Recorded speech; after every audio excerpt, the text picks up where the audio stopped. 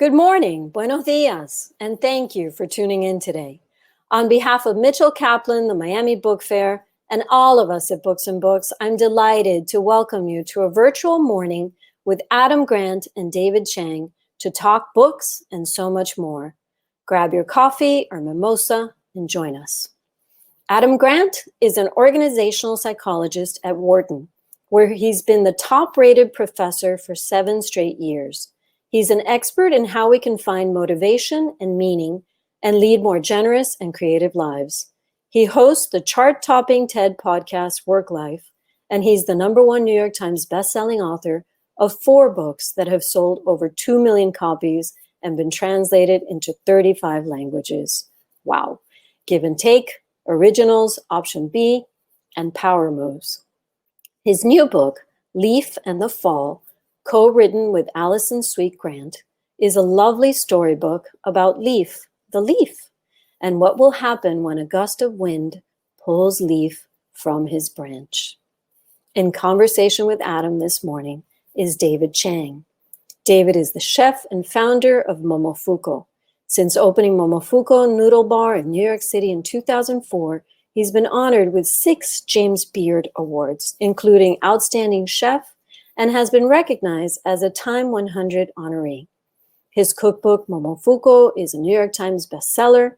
He launched the Dave Chang Show podcast in 2018, and he's the host of 2 Netflix original documentary series, Ugly Delicious and Breakfast, Lunch, and Dinner. Eat a Peach is his new memoir, an intimate account of the making of a chef, the story of the modern restaurant world that he helped to shape, and how he discovered that success can sometimes be harder than failure. Throughout this morning's broadcast, remember, you're invited to ask questions by clicking the Ask a Question button at the bottom of the screen. We'll get to the audience questions right after Adam and David's talk. We've made it really easy for you to order a copy of their books below by pressing on the green button, and we'll ship these right out to you. And if you're in Miami and you want to come by one of our stores, you're welcome to do that too. We're open for safe shopping and curbside pickup. Every purchase you make helps keep your locally owned independent bookseller Books and Books going during these very challenging times. So press that green button and get these wonderful books into your lives. And now, without further ado, I'd like to welcome our guests to the stage.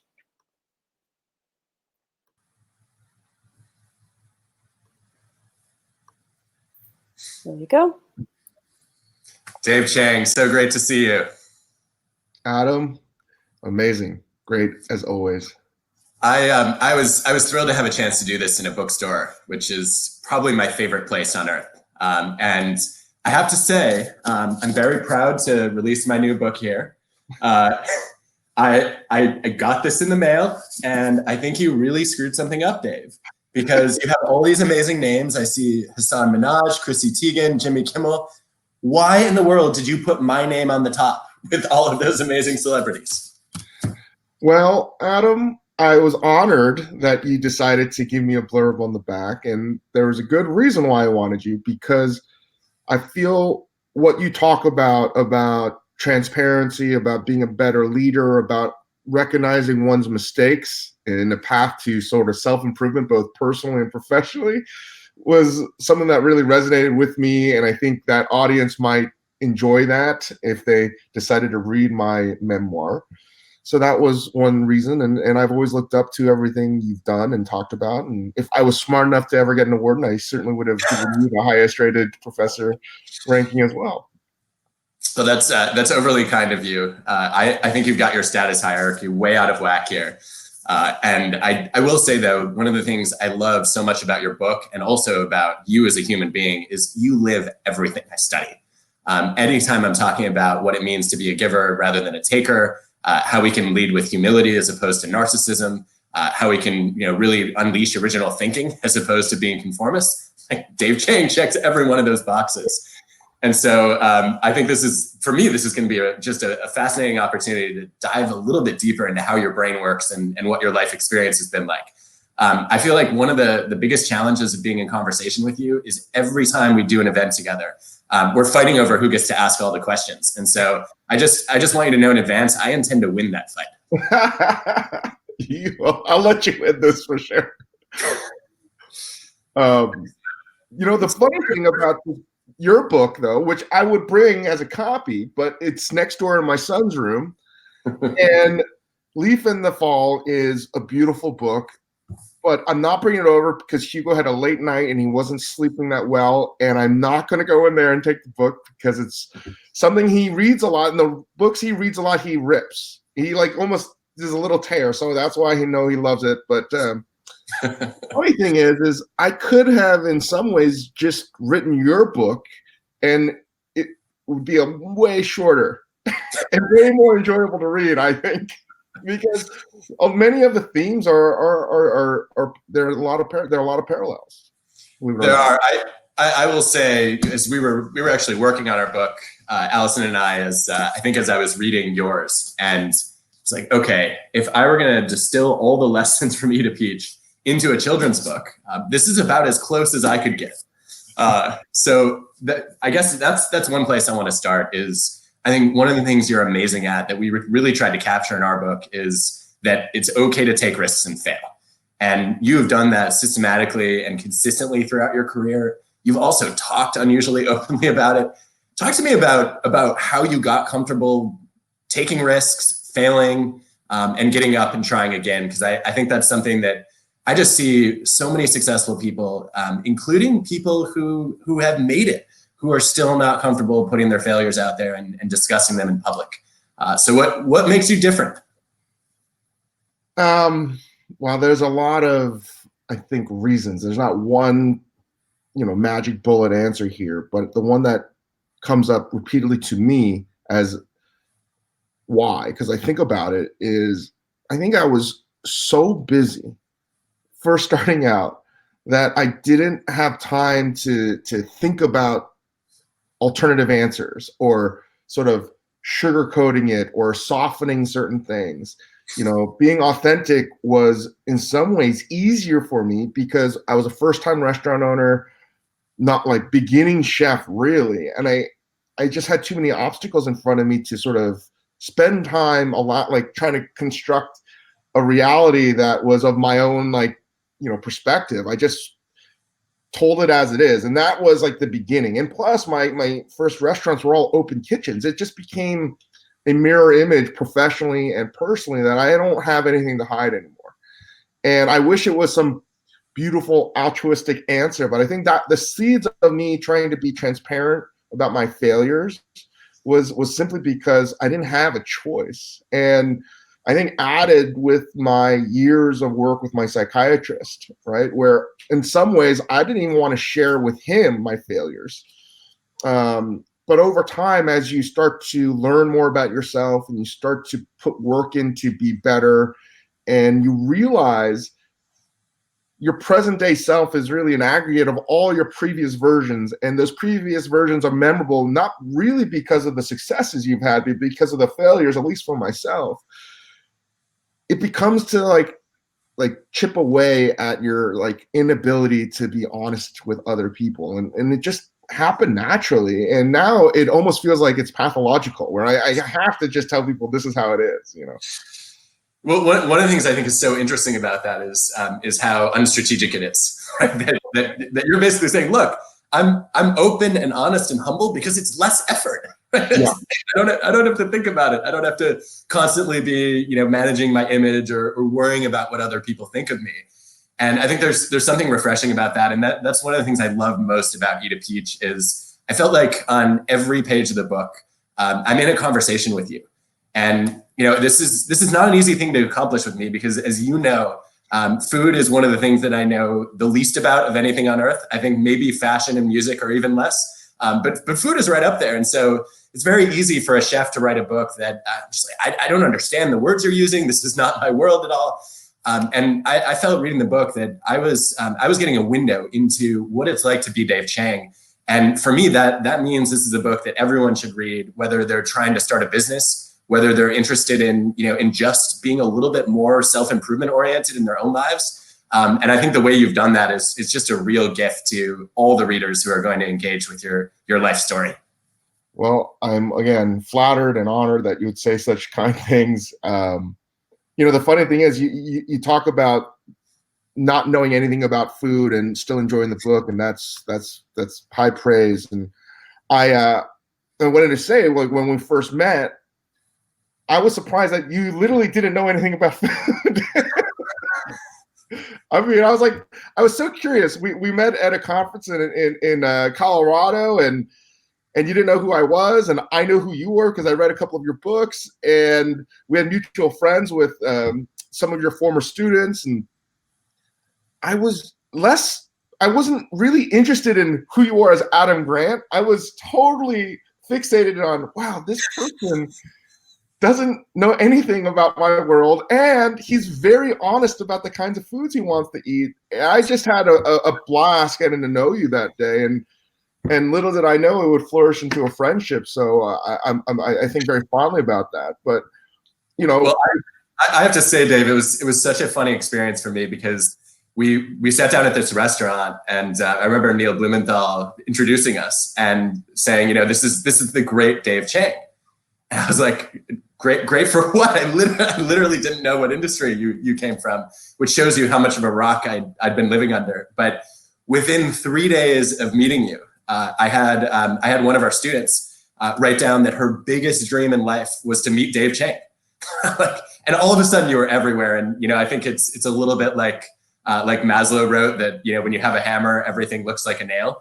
And I was clearly missing the Dave Chang hammer. And once I was able to connect a name to a face, I realized you'd been everywhere that I'd been trying to learn from and study. And I think one of the most interesting things to me about that first interaction we had was you discovered really quickly that I'm a super taster. And I think, can you actually explain to me what that means? I think I have extra taste buds on my tongue. Is that the gist of it? Yes. So Adam is a very rare person. He's special in so many other ways, but one of the things that makes him incredibly rare in the world is he's a super taster, and it's a very legitimate thing where on your tongue, right, you can only taste 5 tastes: salty, sweet, sour, bitter, umami, which is like meaty roundness. And people taste those tastes in different degrees. Most people taste it on a normal register that we all associate and make recipes accordingly. There are some people that are so much more sensitive to that, right? It's almost like I describe it to when you get your eyes dilated from an optometrist and you walk out, and if you don't have your glasses, the sun or any light is just too bright. That's the same sort of thing that happens with super tasters all the time. So how they register and taste food is just on a different level, and you're way more sensitive. So Adam likes certain flavors that I wouldn't say are muted, are just comfortable, right? And once you told me that, I was like, I'm not a super taster. This is unbelievable. Well, that was part of what was such an interesting experience for me is, most of the time people are like, super what? You're a super what? And then I have to explain that I hate chocolate and I've never tasted coffee because the smell alone is terrible. And they just think it's weird. And you just got intensely curious. And I think you spent a good 2 hours. The first thing you said was, I got to understand your palate. And then you were kind of grilling me on, okay, do you like this food? How do you react to this smell?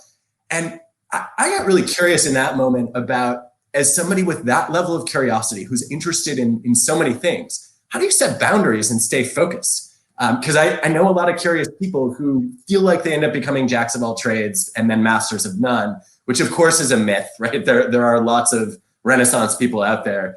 But I'm interested in how you set that boundary and know when to let your curiosity fly and when to turn it off. Wow. Well, I just am that way. I have no choice.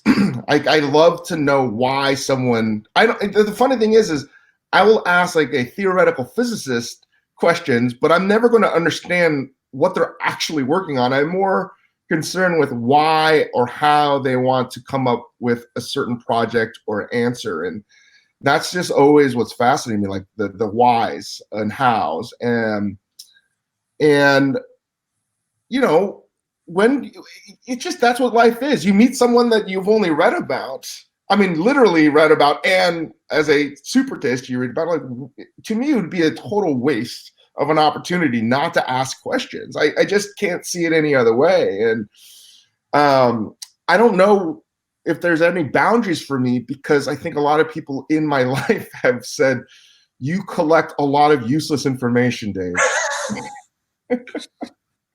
Yeah, I think you obviously do, right? Because I feel like I've been able to ask you questions about lots of topics outside of food, and you have really interesting stories and experiences to share on that.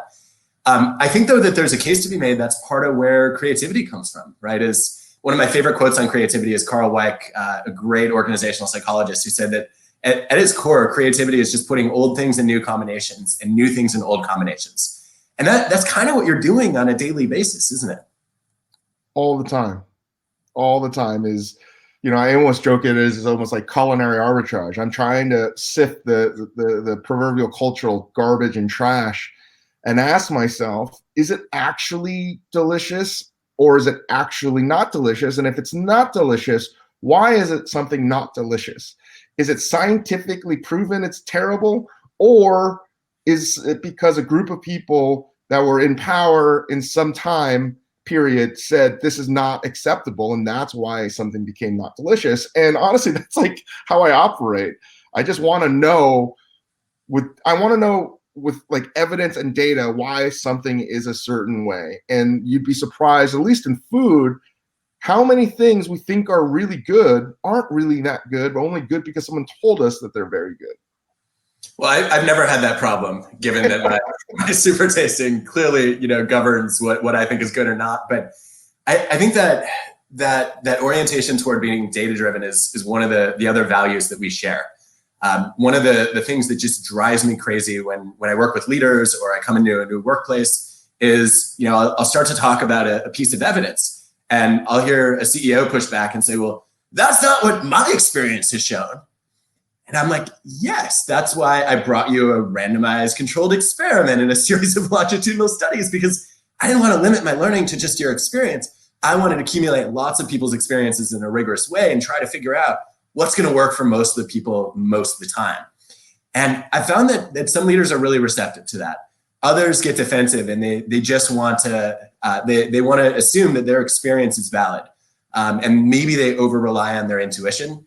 What do you do when you come across people who are resistant to the data that you bring to the table, or who maybe take one of your creative ideas and say, never going to work? Well, that question is funny because it's a lot like literally your book, Leaf. I meet resistance with an idea that I have, or I'm speaking to somebody that seems to be stuck and refuses to change their perspective. I just keep at it. It is pure stubbornness it's a weird kind of stubbornness, because I'm like, there's got to be another angle. There's got to be another way. And yes, everyone's going to say, why are you doing it this way? And your book is beautiful because these are all the things that I want to be able to teach my son. Is it's a paradox. Is how do you fail? How do you encourage someone to fail, and realizing that it's not necessarily failure if you're making a different kind of failure, and having that ability to acknowledge, wait, if I acknowledge my failure openly, that almost makes it better, because it means that I'm learning something. It gives me more perspective and a different angle than my competition or my peer group. And I don't know why people see that as a bad thing. I don't like being wrong, but I love being wrong simultaneously, because it means that I'm growing and I'm learning. And I don't know why culture in today's society almost seems to put a like shadow or we just don't encourage failure enough, right? It may be done just in sports per se, but in the rest of the world, and especially the leaders that you work with, I'm surprised that it's not more of a given. It's like, hey, like failure is a good thing. We just have to like keep at it. And I really loved your book because of everything you just asked. Like, that's what you want people to have, I think, or I would want my son to have. Well, I feel the same way. I'm obviously biased, but I kind of have a mixed reaction to this idea that we should be encouraging failure, in part because I spent a lot of time in Silicon Valley, and I think there's this fail fast culture where it's almost a badge of honor to say, look, I'm a serial entrepreneur, and here are the 9 startups where I burned, $19 million of venture capitalist money, and now I have the lessons of experience under my belt, and I'm ready to succeed. And I think that, that sometimes I worry that people are taking failure too lightly in that world. I also think it's really hard if you're not in an environment just full of abundance and opportunity, to celebrate failure, right? I don't know that many people who are like, you know what? My goal today is to fail and fail big because I'm a serious learner. I think what you've done is much more compelling, and it's a lot of what we were trying to capture for kids in our book, which is to say, look, we're not here to to necessarily glorify failure and say it's something everyone should be thrilled by. What we want to do is we want to normalize it and say, look, the process of taking risks, trying new ideas, and failing is necessary in order to get to creativity. And you've got to be willing to run experiments that don't work in order to find the ones that will. Does that track with your take also on, okay, how do we get to a point where failure is tolerated, but we don't have unrealistic expectations for how comfortable people will be with it? 100%. And I have a hard time explaining this to my team over the years because they're just like, wait, you want me to fail? And in the culinary world, that's a very different understanding than Silicon Valley. And so the best way I've been able to phrase it, and it still is not really clear to people, I think, is I tell people, whatever we're working on, if we're opening a new restaurant or a new dish or whatever, we want to be world beaters. We want to be the best. I am hyper competitive. I do not like to lose. I do not like to fail. But my goal number one is to create something that is extraordinary, that makes things better, tastes better, ultimately changes the game in whatever we do. So we want to be the number one. We are totally okay with failure. We encourage it, right? Those are the two sort of poles.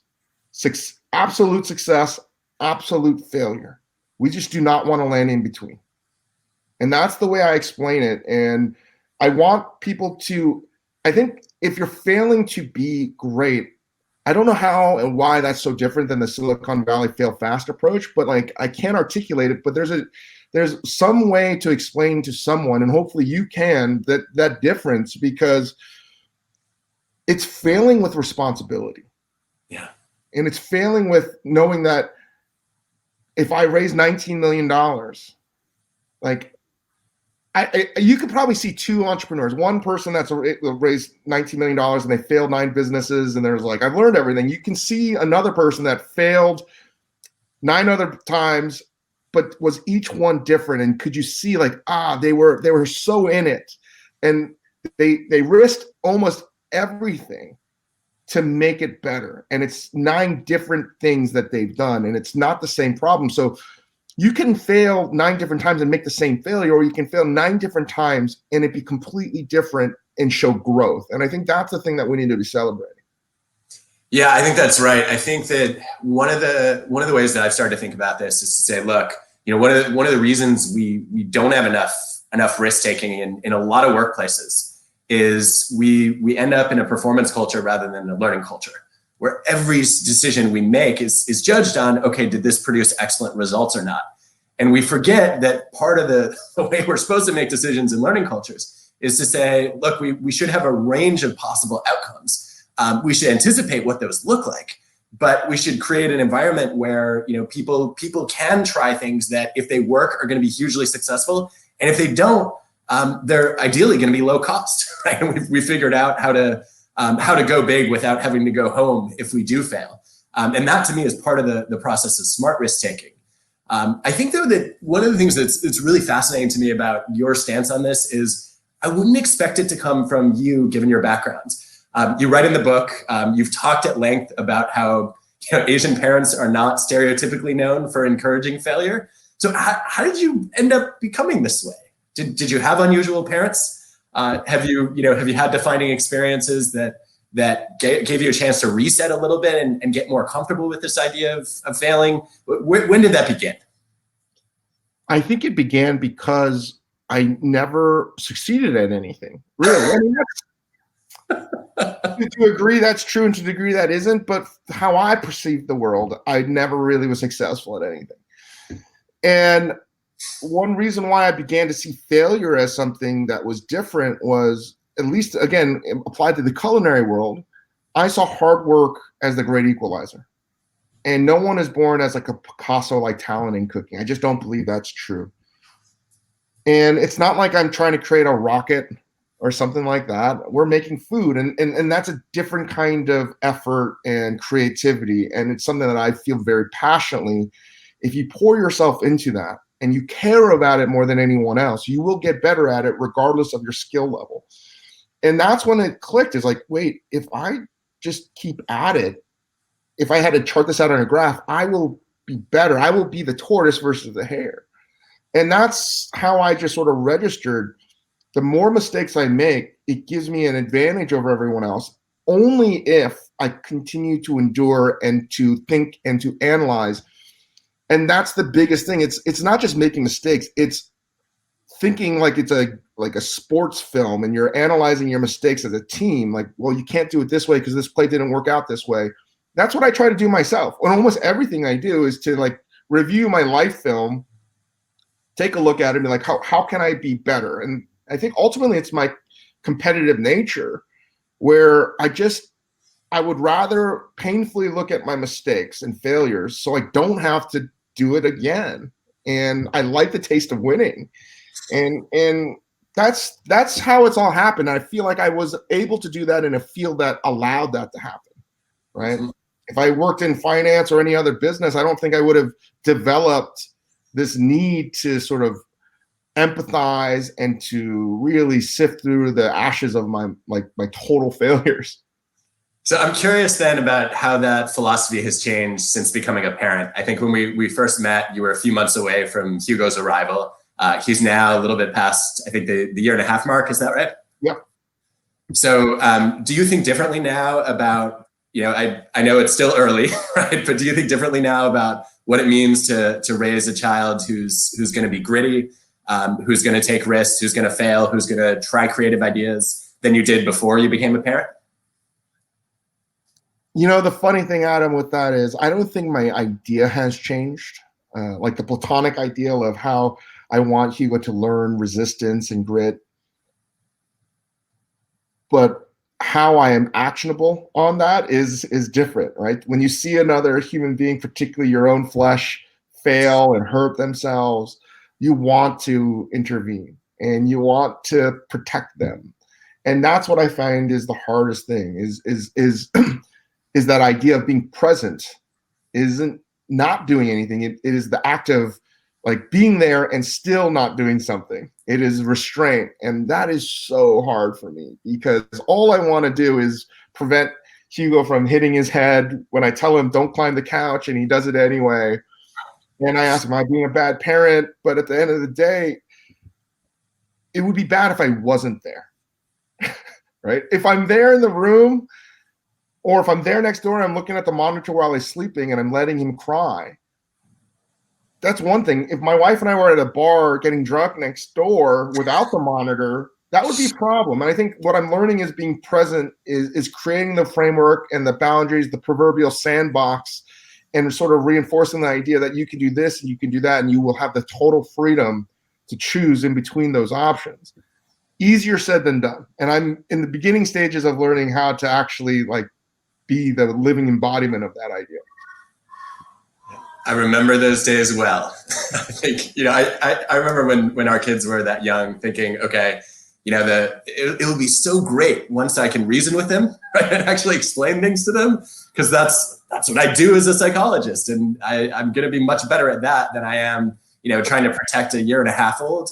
What I did not anticipate was that they were going to be able to reason back. how much that has made, in some cases, trying to keep them safe and help them make good choices a little bit more difficult. But I think net, it still gets easier in my experience. I hope so, because he's just learned how to throw temper tantrums.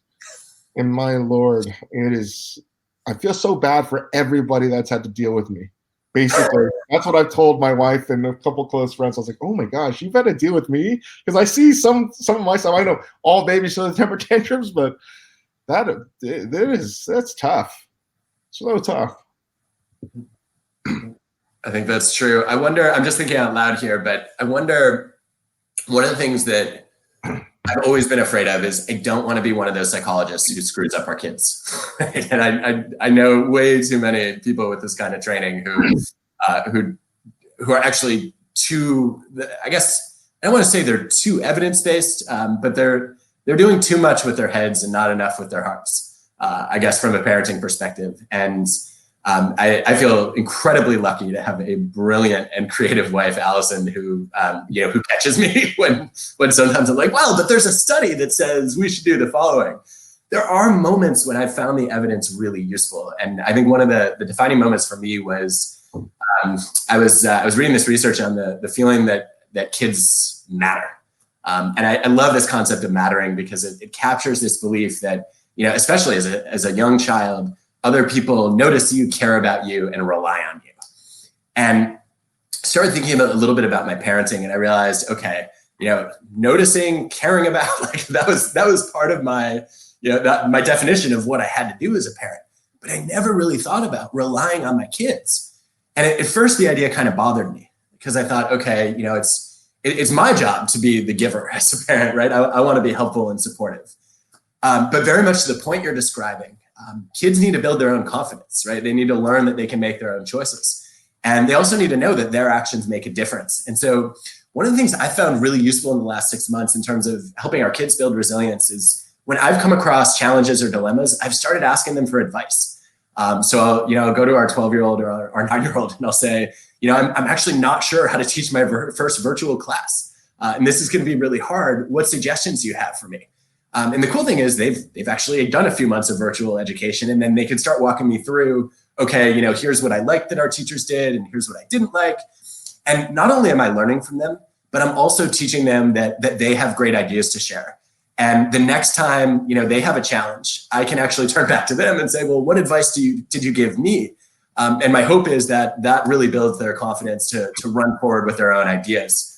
I'm wondering, with that in mind, if there's a workplace parallel for this. So, as a founder, as a leader, have you had to learn to empower your teams more? Have you found yourself relying more on junior people?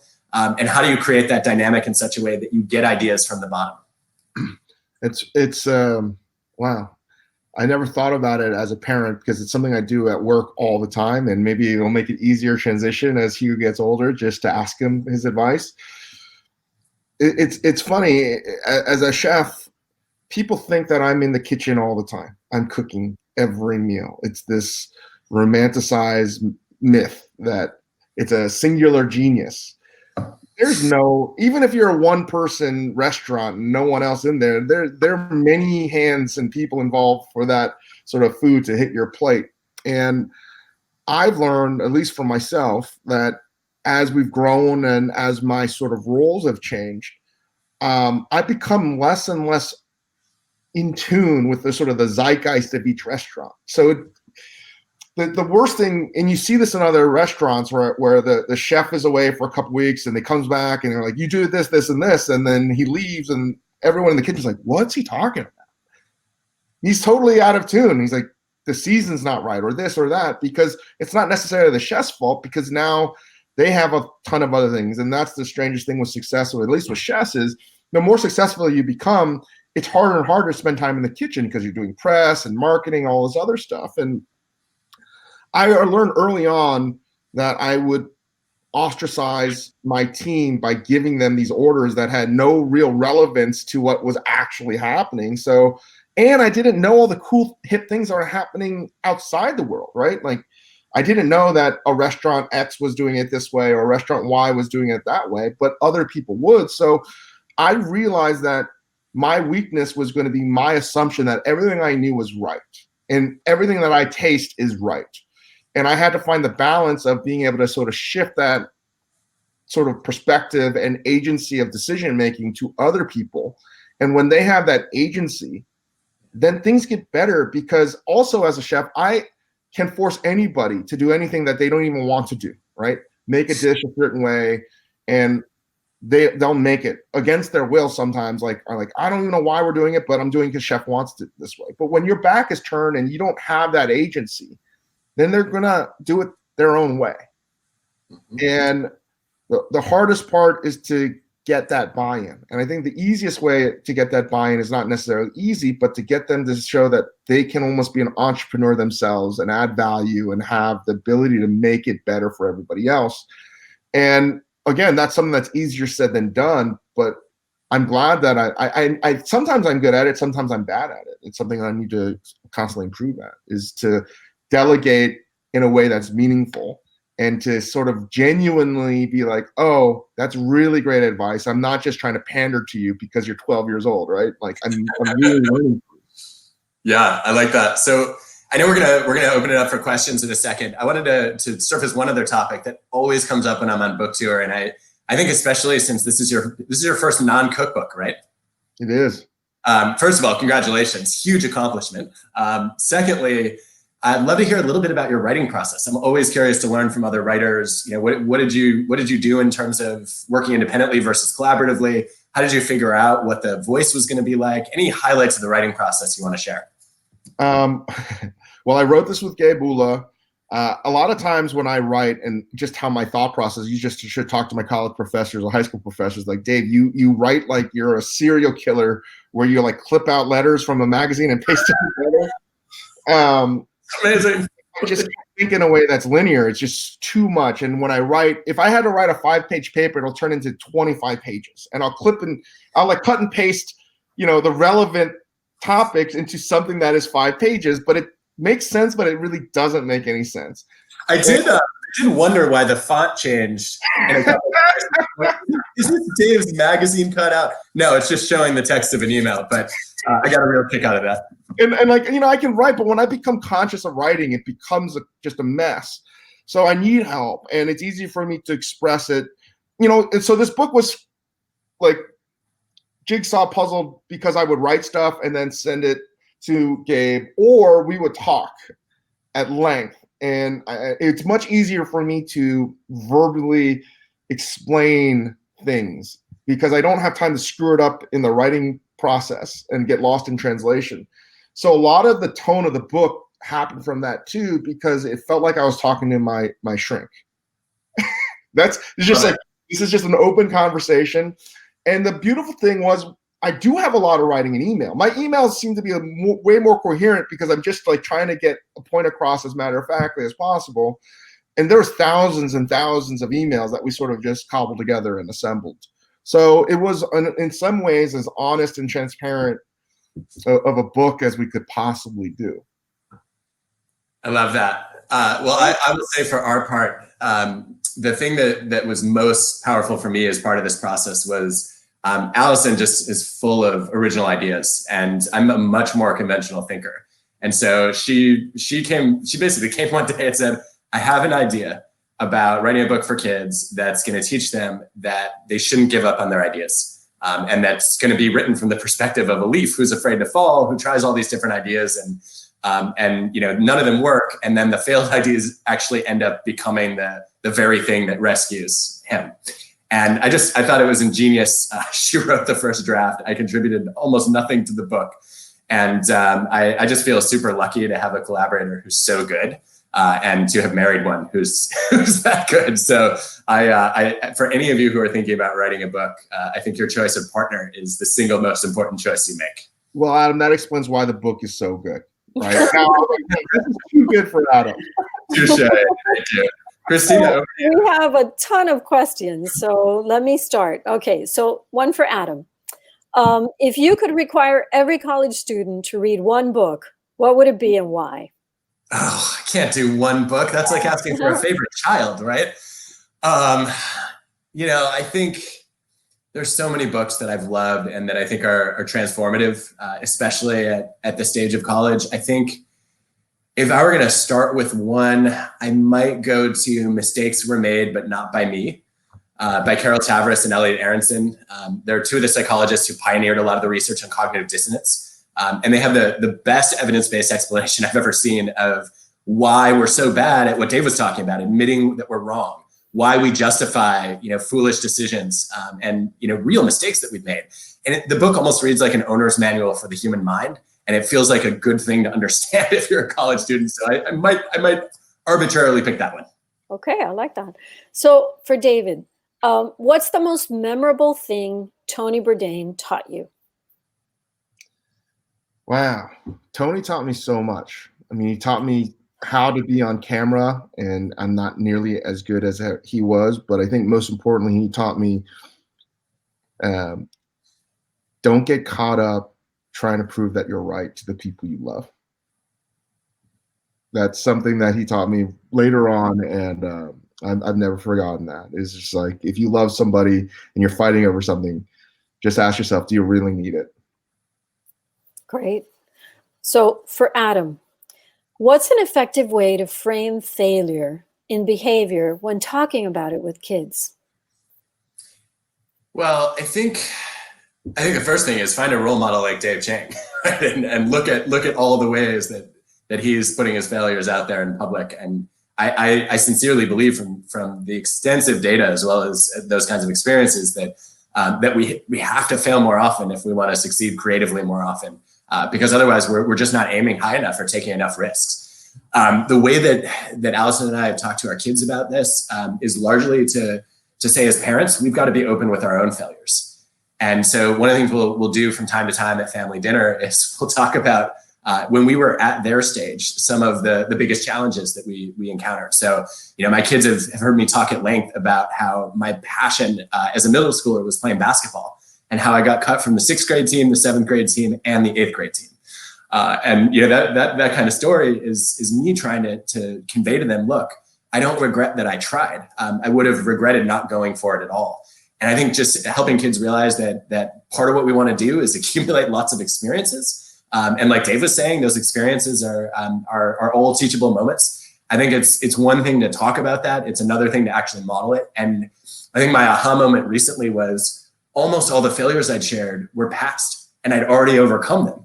And so I was sending the wrong message to our kids, which is, one day you will make it and you're never going to fail again. And so now, whenever I feel like I bomb an answer in a Q&A, whenever I feel like a class session has gone poorly, the first thing I want to do is I want to talk with our kids about it and actually have them see me struggle and fall short of my goals in real time, and then talk through, again, asking for their advice. I'm really frustrated by this, or I'm disappointed in myself. What would you suggest I do differently? And those conversations have been really powerful. Okay, here's one for David. David, help me and my wife settle a bet. Where can you find the best Korean in Annandale? Oh my Lord. Well, I'm not going to get to a specific restaurant because I don't want to make anyone upset, but I will simply say this. Annandale, Virginia is one of the best areas in America for Korean food. And even people in the Washington, D.C. area don't know, because Annandale is a Northern Virginia suburb, city. And there's so many good Korean restaurants in Annandale. So if you're visiting the Washington, D.C. area, just visit Annandale. It's like a little Koreatown, and all of it's good. From jajimyeon houses to kalbijips, it's all very, very good. Wow, had no idea. Okay, so Adam, what are 3 recommendations you would give to a research team leader in the academic field to motivate his or her fellow teammates? 3 recommendations to motivate your team. So you're a peer, you're not in charge of the team. I think the first thing I would do is I would do something that I learned from Amy Wrzesniewski and Jane Dutton and Justin Berg, which is a simple process called job crafting. And it's the idea that most of the jobs that people are given were not actually designed for them, right? They weren't customized to the person who's doing them. And so the thought here is give people a chance to customize their own job description a little bit. I might go to my teammates, as I've seen done in a couple of organizations like a tomato paste plant Morningstar, and actually have them write a more ideal but still realistic image of what they want their job to be, and then circulate that around and say, okay, can we maybe swap some tasks here and there? We did this at Google once and found that sometimes there were people on the same team who actually wanted to be doing each other's jobs and were qualified to be doing them. And I think that's an extreme example, but just having the conversation about, can we adjust a little bit the mix of tasks that you're doing to better align with your strengths, your interests, and values. That would be the place I would start. Second thing I would do is to recognize, as Ed Deci often says, one of the great pioneers of intrinsic motivation research, we should think about motivation less as something we do to other people and more as something people do to themselves. And that means maybe talking with them about, if you're collaborating with people, what are their favorite projects they've ever worked on? What are the strengths they have that they normally don't get to use? And then see if you can use that information to help them discover what motivates them. And then the last thing I would do is I would just give them a little bit of feedback and say, hey, I noticed that in the team, motivation seems to be lagging. Research can be a slog. It's especially hard during the pandemic. What do you think we could do? And then start a team conversation about how we can all make sure that the purpose of our work is clear. We understand, why it matters and who we're trying to help. And I think for me, that's always motivating from a research standpoint. It's something I've been studying most of my career is just, can you ask yourself the question, if my job didn't exist and if I weren't doing it right now, who would be worse off? And whatever people you come up with answering that question, those are the people who give meaning to your work, and you want to make them as visible as possible. Great answer. He's so good at this. It's not fair. Great. It's amazing, right? I mean, it's like you're literally asking me to do my job. This is like you are too. I'm gonna ask Dave to cook. It's like wow. Wow, he's a chef. I'm taking notes. I'm writing stuff down. So here's one for David. David, can you talk a bit about your mindset in going to Japan? What was your journey of self-discovery, and how did transplanting yourself into another culture spur that? P.S. I think I was that student of Adams that dreamt of meeting David. Haha. And this is Alyssa Furukawa. So. Well, thank you, Alyssa, for that question. Originally, I wanted to go to Japan because I literally took the first job at a career fair on the right side of Mather Hall at Trinity College, and it just so happened. I signed up not thinking about it, other than I could just explain to people I know this is what I'm doing after I graduate. And I just wanted to get away, right? Running away was something that I still do in some ways. And Japan became something originally that was about running away, then quickly became something that tied a lot of things in my life together. If you read the great book Pachinko by Min-Jin Lee, a lot of that book is incredibly similar to my life. And whether people realize it or not, Japan and Korea have a very tough, turbulent relationship. That would be an understatement. But I have always felt more at home in Japan than I have in Korea. And I think a lot of that has to do with my grandfather, who was from a well-to-do family in Korea, was a very prominent family. And because of that, he was educated in Japan. He was effectively Japanese. He didn't even like Korean food. And I spent so much time with them as a kid, it didn't dawn on me that the things that I loved the most growing up were Japanese food. And so it was a very weird relationship for me. And as I got to spend time throughout Japan, and when you live in Japan, you spend time there, you get to see parts of Japan that are both beautiful and in some ways not so beautiful, that many tourists that only spend there a week or 2 weeks ever know. And it was, and it still is a place that I love and I'm fascinated by. And a lot of people are like, why are things so Japanese with you? And I was like, well, because in some ways I was raised Japanese too. And of the history and the relationship of Japanese and Korean culture, it's something that I think a lot of people are still unpacking. So I have an incredible affinity for Japanese culture and Japanese food. And I spent probably, outside of Australia, I spent more time in that country than any other place. And I love it dearly. And it's a place I will hopefully be able to go to again soon once we are able to get out of this pandemic. Okay, so here's one for both of you. What are some of your favorite children's books? Oh, that's easy. So I'll start with Beautiful Oops by Barney Salzberg. It's a fantastic book on the theme of creativity and turning failures into new ideas. We're also huge fans of Rhyme Crime, which is a really, really fun book in many ways. I think it's incredibly clever. I think I would also nominate, gosh, there's so many. One of the other ones that's a repeat read for us almost nightly is I Am Not a Chair which is a book about a giraffe that gets confused for a chair. So those are a few favorites. Dave, what about you? The one that I enjoyed the most, and I don't know if Hugo enjoys it as much as I do, and it's a book that a lot of parents seem to love too, is How the Crayons Came Home. I believe that's the title of it. The Day the Crayons Came Home. There's two other books from the same author. Is hilarious. I love it so much. It happens to be one of the books I read the most to Hugo, just because it makes me laugh as well. And honestly, there's so many books. I love almost all the children's books because you can now, as a parent, I understand why they were writing it. And if you're going to write a children's book, it's for a reason. I never thought of that before. Oh, hi, Hugo. Hugo's here now. Okay. You want to see everybody? Oh, let's see Hugo. We get a cameo. I love it. Yeah, we got a cameo. Absolutely. Oh, he's so excited. He's up and about. Hey! Hi.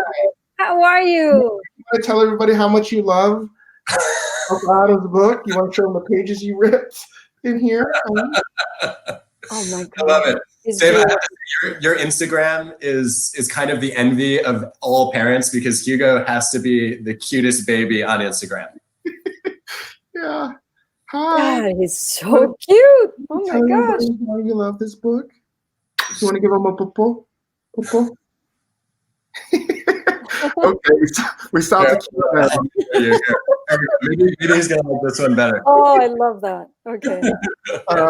Oh, bless you, buddy. I forgot what the question was before I. Your favorite children's books. We got Peach Cran for the win in the Day the Crayons Quit. But they're all great. I have a different perspective now because I didn't understand. Now even like meeting Adam now, it's like, oh, you're writing this book because you're trying to do something good. You're trying to make someone feel like good about themselves as a child, and what a beautiful thing. I love children's books, and I love reading them now as an adult because so many of them are subversive in a good way. They're so cool. So true. And they're clever and they're fun and they're beautiful. And honestly, I feel like a real parent now saying these things because they're not easy to do. Right, Hugo? Yeah, as you were talking, I was just thinking about just how much it is that kids actually know. They know so much. You know, during this pandemic, you know, as you're like struggling every day with your mortality, which you are all the time anyway, but it's just not so pronounced. Like now we're forced to think about it. So I've had a lot of childhood memories, and I just realized like sometimes I can go like straight back to a particular moment in time, but you realize just how much it is that you knew as a child. You know, you really are like like a fully little human being. It's incredible. So, so we're going to take a few more questions. It's been such a great conversation. I can't thank you enough for being with us. I mean, it's just amazing. Can you both share one of your stories of failure, personal or otherwise? What's one of your favorite stories of failure? Oh, man. I'll start. I mean, favorite failure is such an oxymoron, but I think one of the ones that's taught me the most that I probably haven't talked enough about was when I tried to write my first book, Give and Take, and I was supposed to be writing a book proposal. I got so into it, and I found so much flow in writing for real people as opposed to just for academic journals, really for the first time, that I accidentally wrote the book instead of the proposal. And I sent it to Richard Pine, my literary agent, and Richard, he just said, I don't even know if other academics are going to want to read this. Like, you know, it's pages and pages of describing studies. Like, why should I care? And I had to throw away 102,000 words. I think I saved about 1,000 in total. And it was a devastating experience because I had spent the whole summer writing this book, and it taught me a couple things. The first one was that you should not ever create in a vacuum, right? At some point you need feedback. You need somebody to hold up a mirror who knows what they're doing and tell you whether what you're doing, just from a quality standpoint, leaving aside taste, is any good. The second thing I learned from it, which was really great, was that sometimes when you fail that big, success tastes a lot sweeter. And so I ended up celebrating the launch of that book in a much more meaningful way than I would have, I think, if the first draft hadn't been thrown away. I appreciated the accomplishment much more that there were actually people who read the book. And I've had a hard time internalizing that lesson. I know when I launched my second book, I didn't even want to do anything to mark the occasion. And one of my friends actually had to yell at me. She said, this is like writing a book is an accomplishment. And so what I've learned to do since then is every time I launch a book, I rewind to what it felt like when I was throwing away those 102,000 words. And I try to remember how excited and proud my past self would be that I actually finished a book that made it out into the world. And that's my reminder to say, look, we need to remember that this is a milestone. So that's my story. Dave? Wow, that's a good one. It's so hard for me to choose these moments of failure because literally I feel like my career has been full of these monumental failures. So I don't know where to begin. And I'll just choose randomly the idea of just starting Sambar in 2006, which was originally a Korean Chinese burrito shop. And which Yum. didn't work so well. It did not work so well. I leveraged a lot of money to do it. And again, talking about creativity in a vacuum, I didn't listen to anybody. And sometimes you really should. And usually when people tell me not to do something, it encourages me to work harder at it and to perfect it. And it was clear in retrospect when I look at that failure, it was a great idea. And I have to own up to the idea that I didn't execute it nearly as well. So nostalgia is a funny thing. I wouldn't be here today if I didn't try to make this stupid restaurant. We had to pivot because we were going to go out of business, and it worked. I would never want to go through that pain ever again. And I oftentimes think about that because I don't know if it's a mixture of hubris or ignorance, but I always try to remind myself of that decision making of like, just screw it, let's do it. Whenever I'm in the screw it, let's just do it phase, I have to remind myself the pain of what Sambar was and ask myself, are there other alternatives for me to get to this end goal without having to endure this crazy amount of suffering that we went through? And you'd be surprised. I have to think about Sambar and the decision of opening it like every day, because I'm in that moment of, is this a good idea? Have I vetted it through other people? And has it been a proper vetting process? And I just, that sometimes that pain is really, really hurtful and you never want to experience it again. Well, I love what you said about just like learning and, being able to fail while you're learning, as you're learning. I think right now, all independent bookstores around the nation, like we meet all the time and we're talking about we're a really creative bunch, but it's like, how do we do what we do like virtually? And that's been the learning process for us. And talk about failure, technical failures and sound issues and people not being able to get on and all of those things that make it really nerve-wracking. But, I think that we've got to be incredibly creative and try to keep this ecosystem that we have going somehow. So I want to, just really thank you for coming to Books and Books, to our virtual bookshop, and for this conversation, this amazing conversation during this morning. I remind our viewers everywhere, and there are lots of them today, please order these books. You can buy them both by just clicking on the green button at the bottom of the screen, and we will ship them right off, or come and get them if you're in Miami. Thank you both so much for joining us. Keep doing what you do. It's so impressive, and I'm just delighted to have been in the company of you both and have had so many people from all over watching us. Oh, no, thank you so much, Christina, for having us. We're huge supporters of independent bookstores. I believe that books are fundamentally the most important fountain of knowledge that exists in the world. And I think that there's nothing more exciting for me to do on a Saturday than to get to talk about ideas in books with a brilliant and generous and humble leader like Dave. So thank you all, for those of you who have joined us, for coming together today. This has been just a delight for me, and también necesito practicar mi español Que está bien. Muy bien, muy bien. So, Dave, thank you for doing this, and Christina, thank you for hosting us. Muchas gracias to both of you, and I hope that we will see you in Miami in person someday soon. And until then, be well, keep doing what you do so brilliantly, and adios. Thanks, Adam. Thanks, Christina. Thanks, Hasta everybody. luego. Thank you all. Bye, everyone.